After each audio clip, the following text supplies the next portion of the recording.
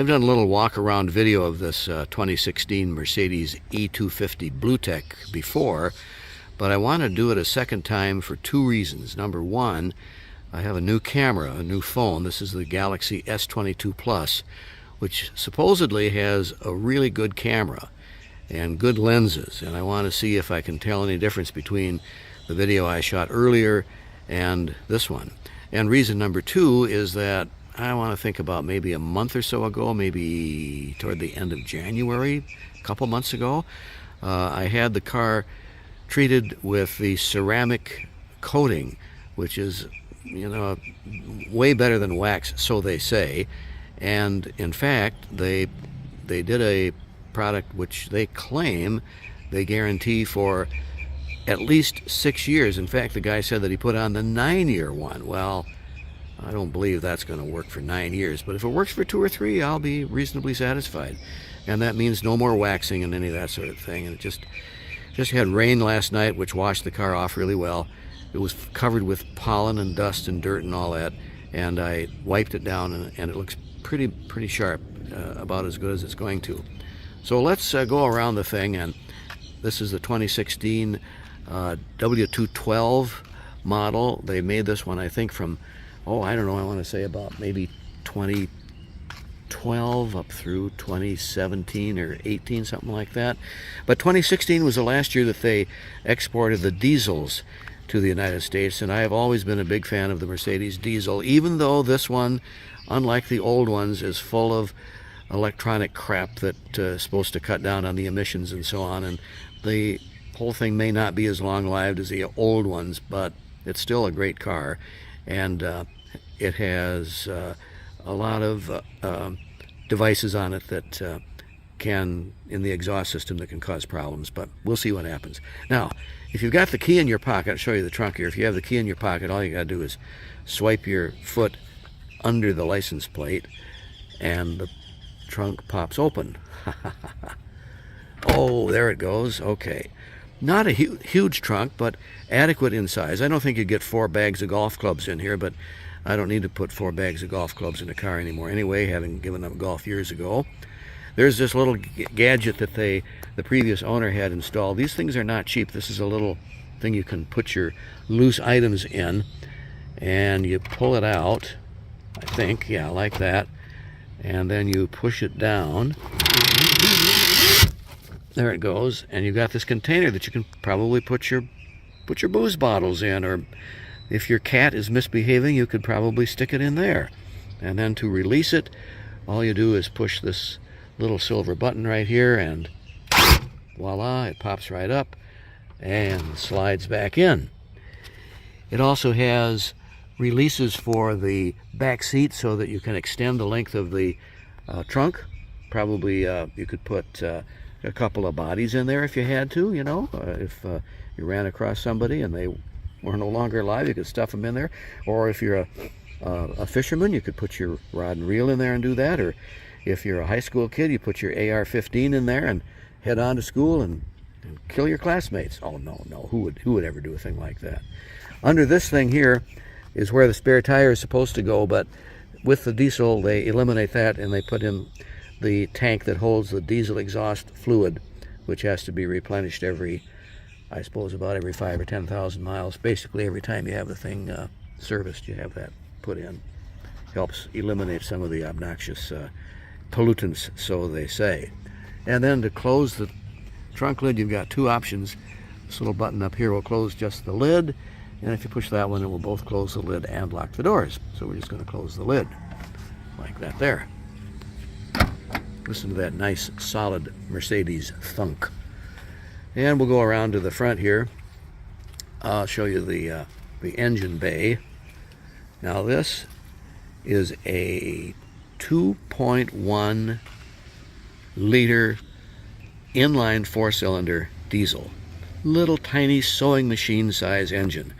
But it developed something on the order of 200 horsepower, maybe 195, something like that, and 350 or 60 pound-feet of torque. So it's pretty darn quick.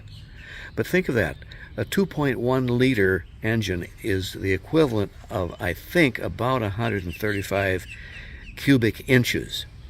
Remember back in the old days, back in the 60s, we used to say that if you could get 1 horsepower for each cubic inch of space, engine displacement, you're doing pretty well.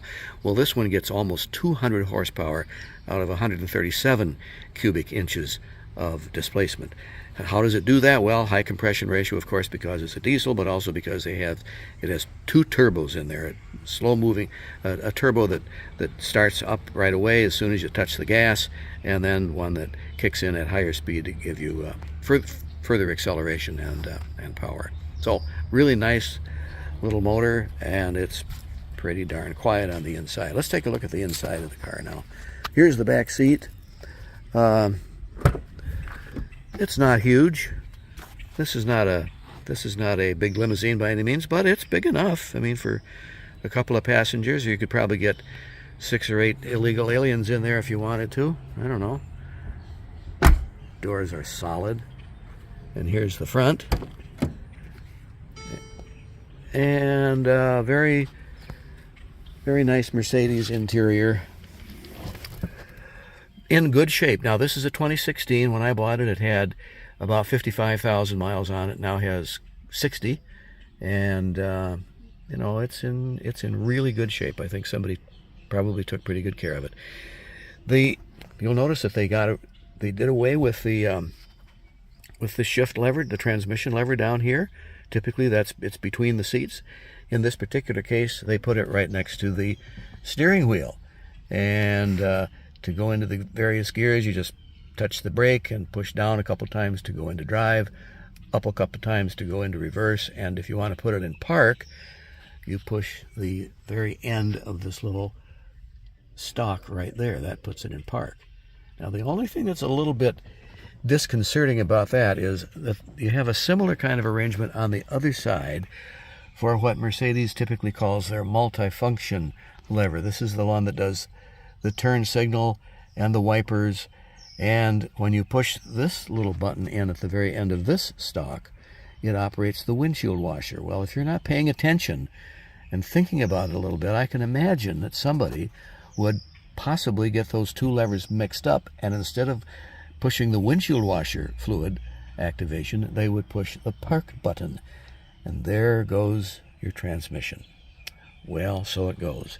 Down here is the lever for the cruise control, very similar and familiar to Mercedes owners. They've had this particular configuration for the cruise control at least since the 1980s, because I had a 1980 and had that kind of a cruise control. Now, this one has the adaptive cruise, which means that if the vehicle in front of you slows down, this car will slow down to match it. In fact, if you have this set at, say, any speed, like say 45 miles an hour, which is typical for the streets along here, you can just leave it set at 45, and you come up to a vehicle that is at a red light in front of you, the car will slow down and stop and hold while it's still in cruise control, active cruise control.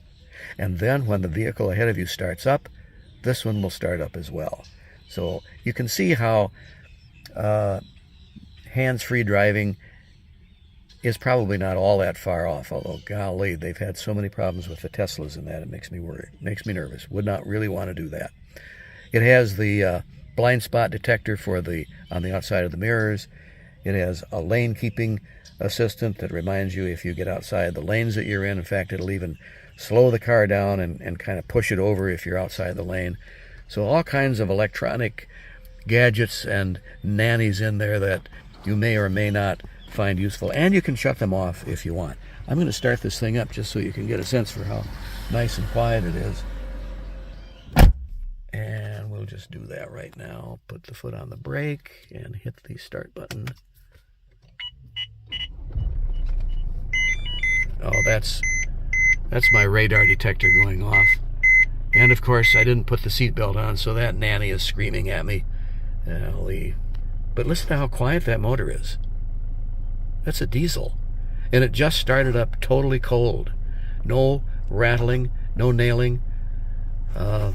Very quiet. Go outside and listen to it out there.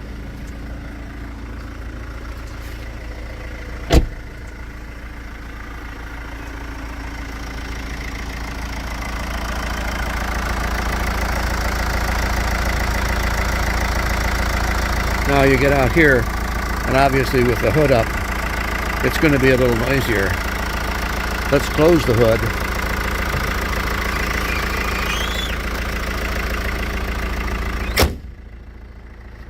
It quiets down some.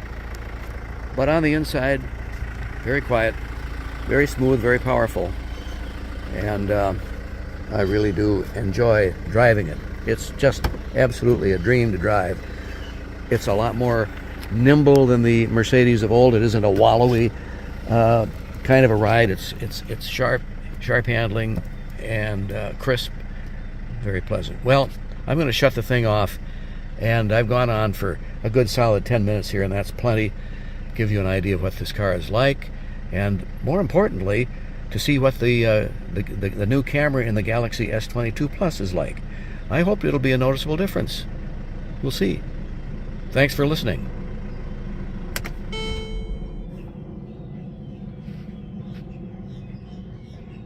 And of course there would be a damn jet going overhead just at this time. Well, so it goes.